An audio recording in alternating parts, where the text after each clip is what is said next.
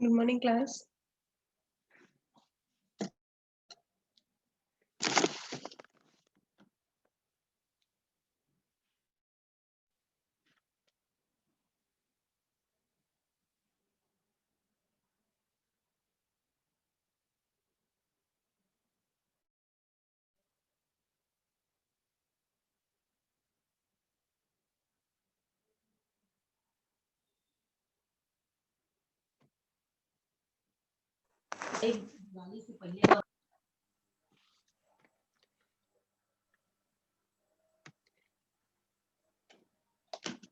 Yes, so this is section G. Good morning, Srijan. Fine. So we have completed the chapter memory management, and I hope you all have understood the concepts of memory management scheme. Now, next chapter is virtual management. Okay, virtual memory management. So let me share the screen first.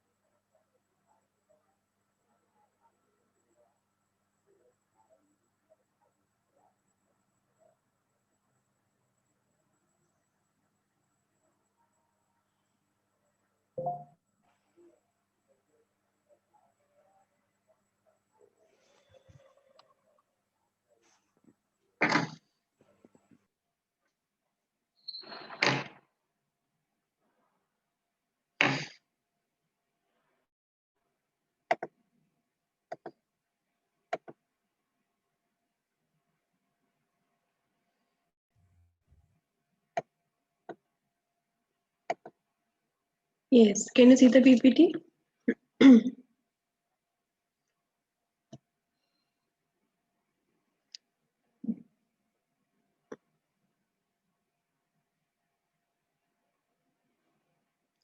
Yes, so what do you understand by virtual memory?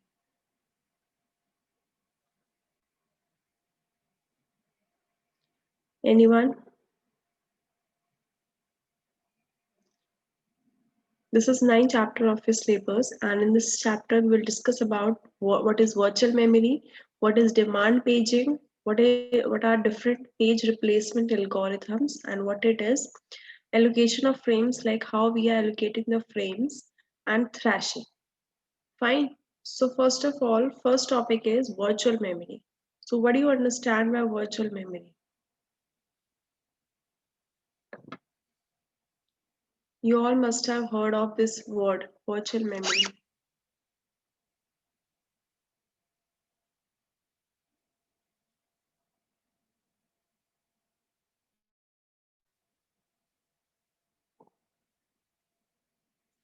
Okay. Basically, it is a memory which is not which does not exist in real. Fine. A user can only have the feeling of that virtual memory. It is not present in real. Fine. And its size is larger than the actual physical memory. So whenever user wants to execute its program, what happens? It will get the memory as per its requirements, fine, but whenever it will execute its program, it is not compulsory for the operating system to load the complete process into the main memory. Okay, it will load only those pages, only those segments which are required by the process. Okay, Srijan, it is not physically yes, very good, Srijan. It is not physically present or installed in the system, but user feels that the user has large amount of memory for its execution. Fine. So it is an illusion of memory which is different from the real memory, that is RAM existing in a system, and a user or his or her application program sees only the virtual memory. Okay, it is not the user is not concerned about the physical memory storage, not concerned about the storage and the capacity of physical memory storage. Okay, the memory may be much larger than in size than the real memory, and the kernel implements the illusion using a combination of hardware and software means. Fine.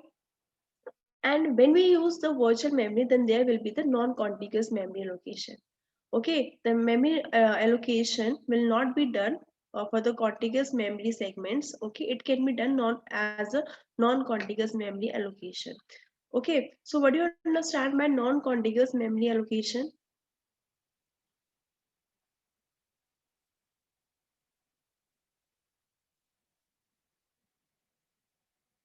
What is the meaning of non-contiguous memory allocation? Do you remember the fragmentation? Memory fragmentation, internal and external fragmentation.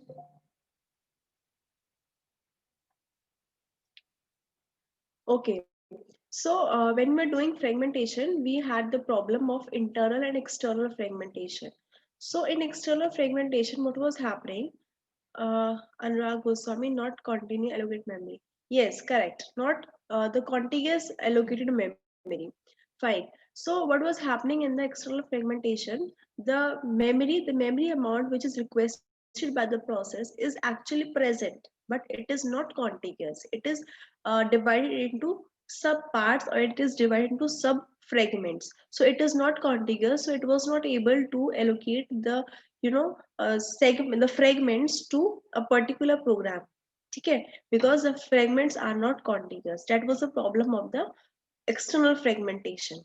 So to overcome the problem of external fragmentation and the memory fragmentation, the concept of virtual memory was introduced, because in virtual memory, using virtual memory, we can allocate non-contiguous memory to the process.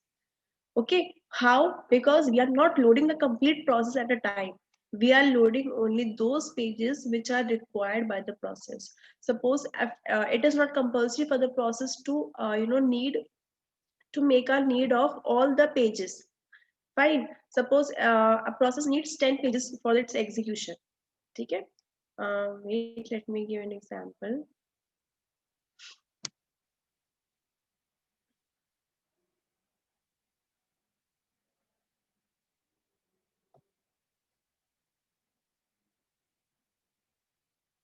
Yes. Suppose a process need 10 pages. Fine. During its execution. But it is not necessary for the process to need to have a need of all the 10 pages at a time. It may require one page at a time, two page at a time, but not all the 10 pages at a time. So it is not required to load all the 10 pages on the same time into the main memory. Fine. So what will happen if we will load only those pages which are required by the process, then we can load multiple processes into the main memory at the same time. Fine. Suppose I have multiple groups in my class. Okay. So I won't discuss with one or two member of each group. So what I will do, the student with whom I want to discuss, I will call that particular student from that group. So what I will do, if I have only 20 seats in my class, then I can have multiple groups in my class. Fine, because I am calling only one or two students from each group. So likewise, if we will load only those pages which are required by the process, then we can have multiple processes in my main memory at the same time. So this is a benefit of virtual memory. But process will not feel that its required pages are not present in main memory, because whenever it will require the page during its execution, that page will be immediately loaded into the main memory. So the processor will not have the feel that the user will not have the feel that its pages are not loaded into the main memory. So this technique reduces the problem of memory fragmentation, since a free area of memory can be reused even it is not large enough to hold an entire program.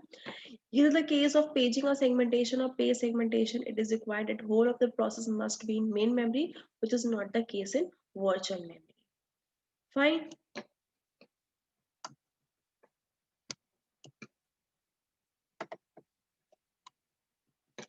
Next, another important aspect of a virtual memory implementation is an arrangement. okay, like which enables a program to execute even when its entire code and data are not present in the main memory. So how it is enabling this concept, because it is the program is able to execute if its required pages are in the main memory, so it will load the required page into the main memory whenever the process will make the request for that page. Fine. And the basic idea is to load only the required portions of the code and data in the memory at any time. This arrangement enables execution of a program whose size exceeds the it is size whose size exceeds the size of the memory. How? Because if a process needs 200 kb of memory, but at present only 100 kb of memory is free in the main memory, then we can use that 100 kb of main memory to execute the process of 200 kb memory. Fine. Can anyone tell me how we can implement the process of which requires large size of memory by using the small size of memory?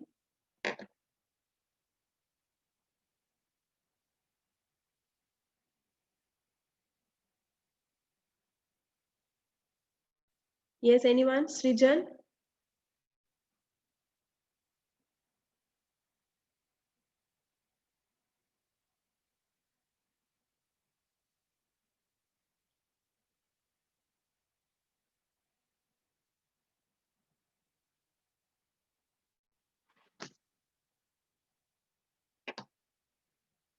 Yes.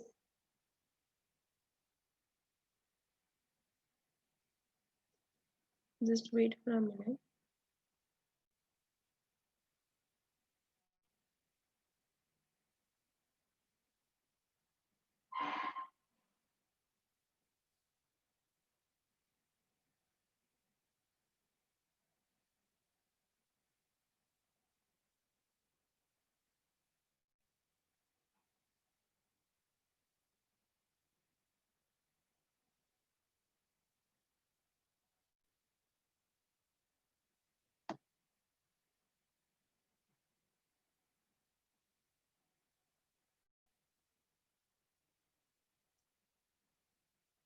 Yes, Srijan and Rag Goswami.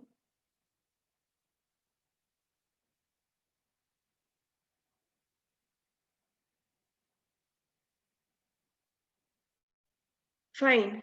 So this is the basic idea is to load only the required portions, and the arrangement of this VM enables execution of a program which requires large amount of memory by using the small amount of memory.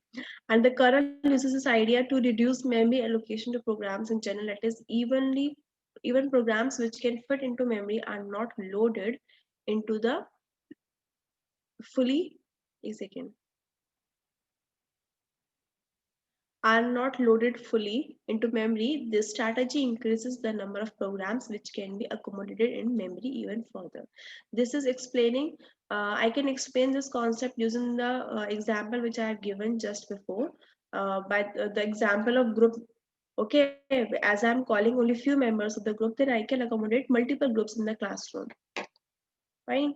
So likewise, if I am not loading all the pages of the processor, I can accommodate multiple processes in the main memory. Background, virtual memory. Virtual memory is separation of user logical memory from the physical memory. Only part of the program needs to be in memory for execution. Logical address space can therefore be much larger than the physical address space. Okay, allow address spaces to be shared by several processes. Now how we can implement the virtual memory? We can implement the virtual memory using uh, two methods. First one is demand paging and second one is demand segmentation. If we have divided the logical address space into the pages, then we will call it demand paging. And if we have divided the logical address space of a process into segments, then we will call it demand segmentation. So in the case of demand paging, what is happening, it will bring the page of the process from the secondary memory into the main memory whenever that page will be required. And if I talk about the segments, so if the system operating system will bring the segments of the process from the secondary storage into the main memory as per the requirement of the process, then it will be known as demand segmentation. Fine.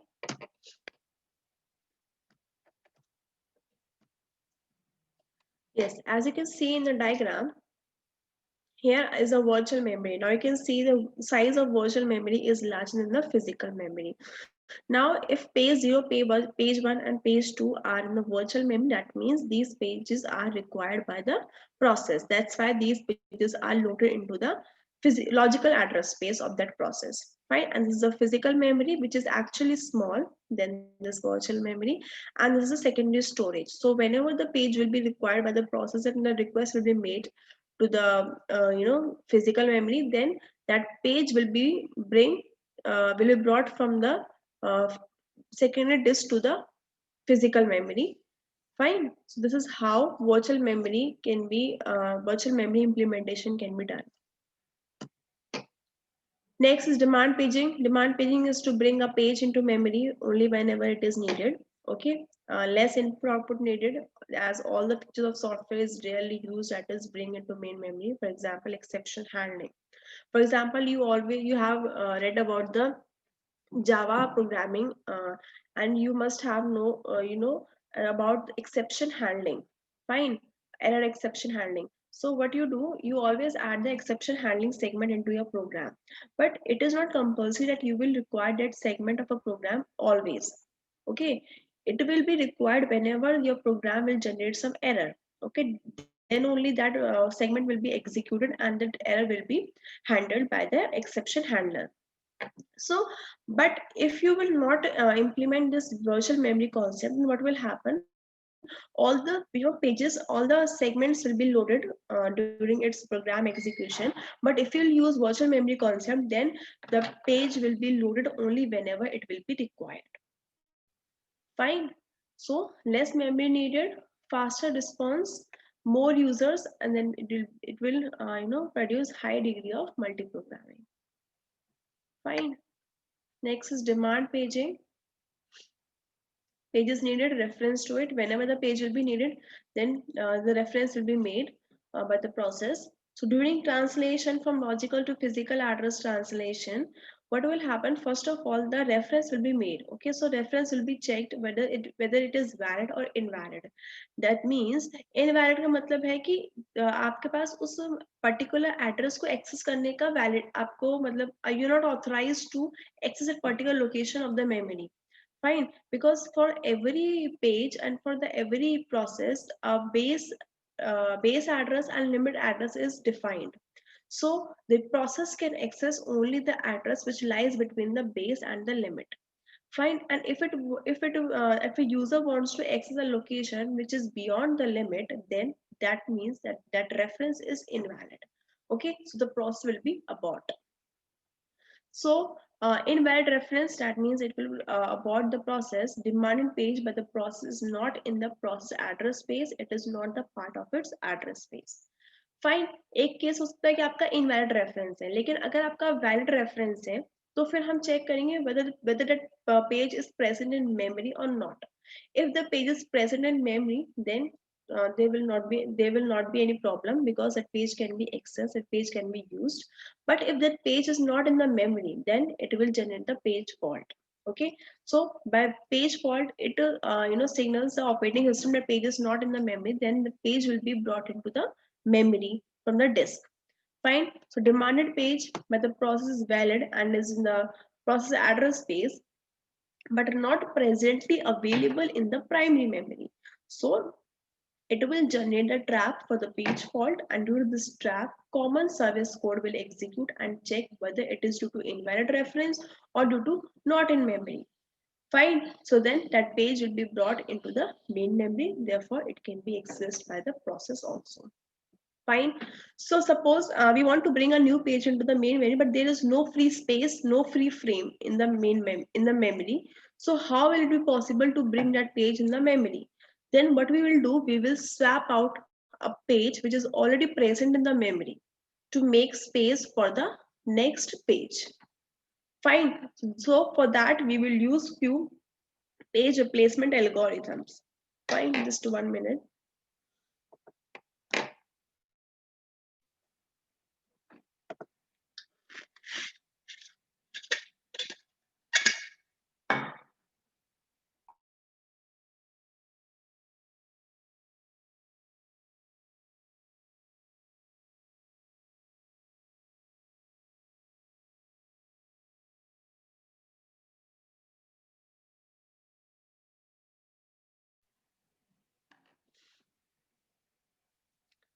Yes. So we will use the page replacement algorithms which will decide at which page will be swapped out. जैसे हमने Sipu scheduling में बात की थी that we were bringing the processes into the ready queue.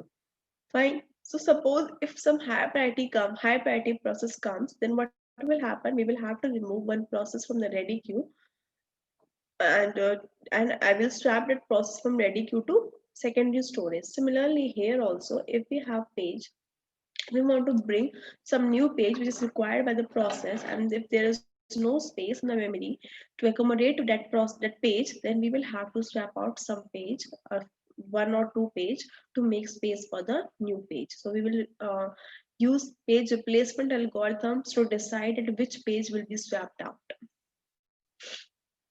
Next is lazy swapper. Lazy swapper is the pager which never swaps a page into memory until and unless that page will be needed. Fine. So swapper that deals with pages is a pager.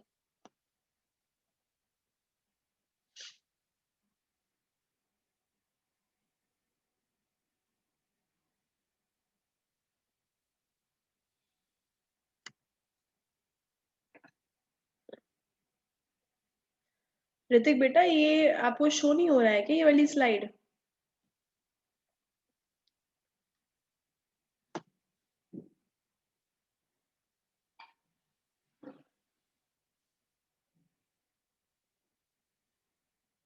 आपको full screen में show हो रहा है क्या?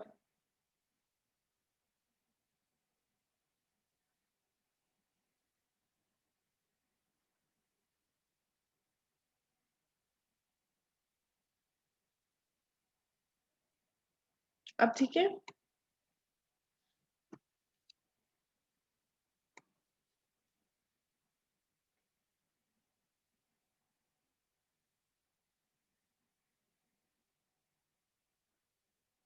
अब show हो रहा है Hrithik?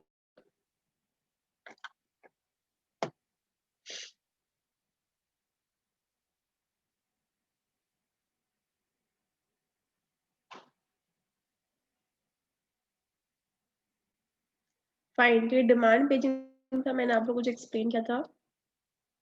Was demand paging when I explained you about the process when the page is referenced. Fine. So it will be checked whether that reference is invalid or valid. If it is valid, then we will check whether that page is present in memory or not. If it is in memory, then fine. But if that page is not in memory, then page fault will be generated, and then that page will be brought into the memory. Fine.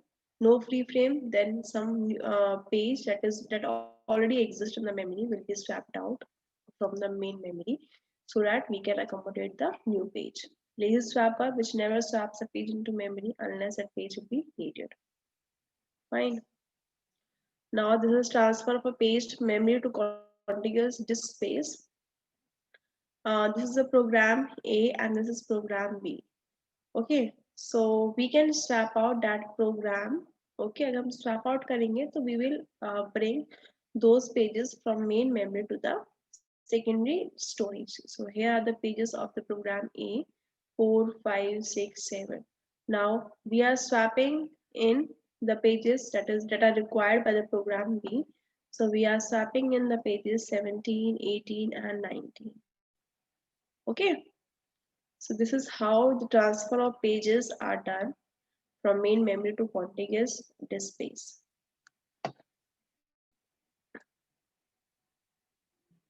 Next is valid invalid bit. With every page table entry and with every page, a valid and invalid bit is associated. So what do you understand by valid and invalid bit? As we have already discussed this thing in the previous chapter also.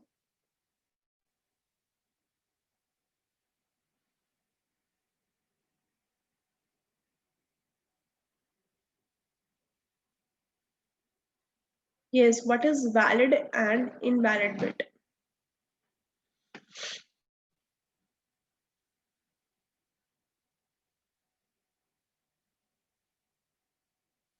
Okay, so valid bit is if the bit for the page is set to valid, that means that page is present in memory. But if it is set to invalid, that means that page is not present in the memory. So initially, the valid invalid bit for all the pages is set to invalid because there is no page in the main memory initially.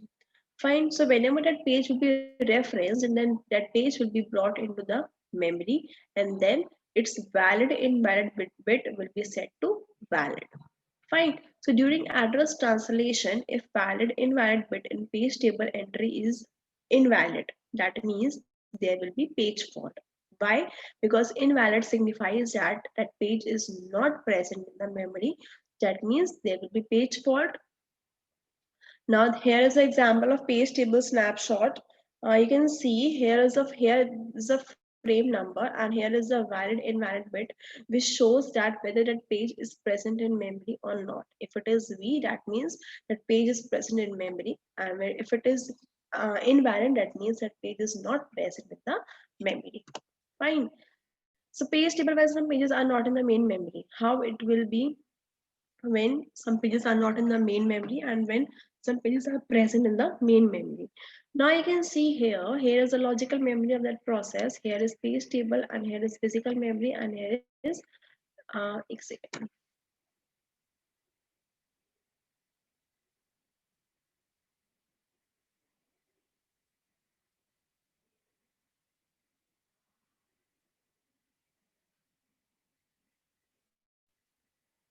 Yes, here's logical memory, here's page table and physical memory and secondary storage. So what is happening? Now you can see I have pages A, B, C, D, E, F, G, H. Fine. If I search page, sorry, I have pages 0, 1, 2, 3, 4, 5, 6, 7, and here is a data in those pages like A, B, C, D, E, F, G, H. If I want to access page 0, you can see page 0 is present in frame number 4 and its bit is also set to valid.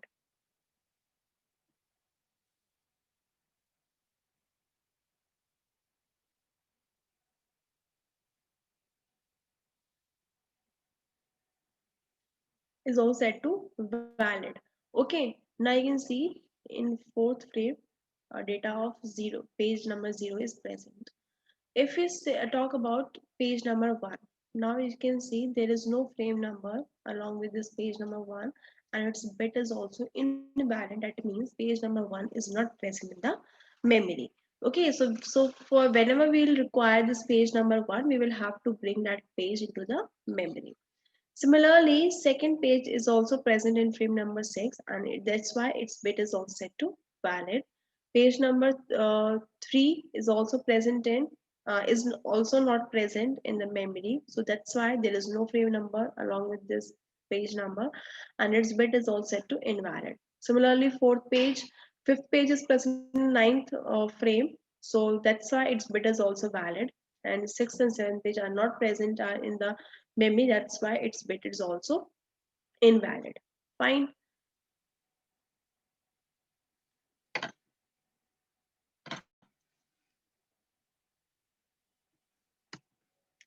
If there is a reference to a page, first reference to that page will track to operating system.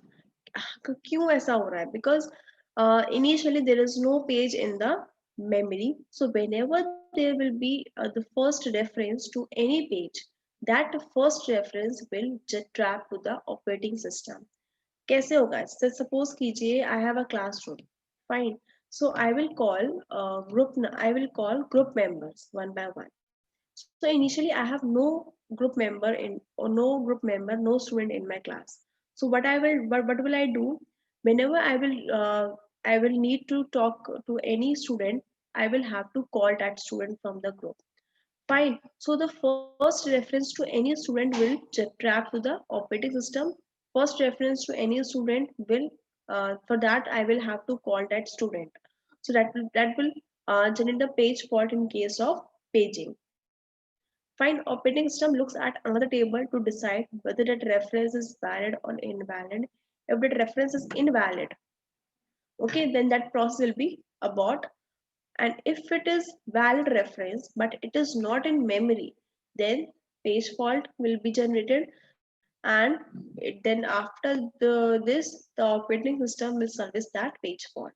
Okay, then to bring that new page in the main memory, we will have to accommodate that new page. For that we will require a free frame or empty frame to accommodate that new page.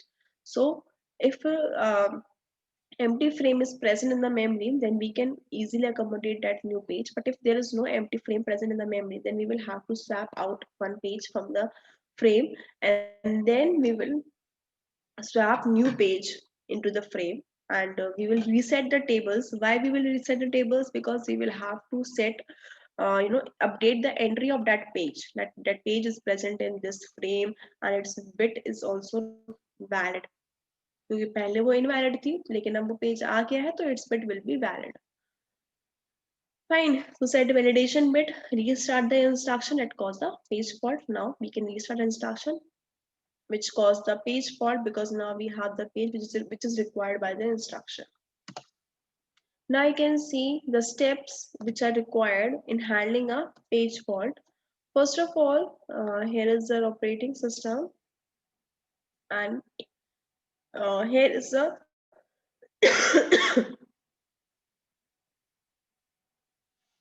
here is a request to load M. Fine. So first I will check whether that page is present in memory or not. So the first step is that I will check that page in the page table. Okay, and I have got to know that invalid bit of that page is set to invalid. That means that page is not present in the memory. So what will happen? It will generate a trap to the operating system. Here, second step. Okay, and then we will check the pages on the packing store. So we will bring that page in the missing. We will bring that missing page in the physical memory. So for that we will have to identify the free frame to bring that page in the physical memory. Then after this we can reset the page table, because we will have to update the entry of that page in the page table, because the valid invalid bit of that page was invalid. But now as that page is loaded into the physical memory, now its bit will be set to valid. Fine. So after this, after updating the page table, we can restart the instructions. These are the steps which we will have to follow for the for handling the page fault. Fine. The same steps. Performance of demand paging. Page fault rate will lie between 0 to 1. Okay. And if P is 0, that means there is no page fault. And if P is equals to 1, that means for every reference of a page, there will be a page fault. That means initially there is no page in the memory. So whenever the process will require a page, the first reference to all the pages will generate page fault. Fine. The question आ सकता है, if P is equals to 0, then there will be page fault or not. You will have to answer that signifies that there will be no page fault. And if P is equals to 1, that signifies that for every reference there will be a page fault. Fine, this is the performance of page fault. So we will do the numericals, 1 or 2 numericals on the basis of this concept, effective access time. Okay. So we will start these numericals tomorrow. Fine. These are numericals. After this, we will discuss some page fault and page replacement algorithms. Fine. Yes, we'll discuss later. So anyone having any doubt till here? Yes, anyone?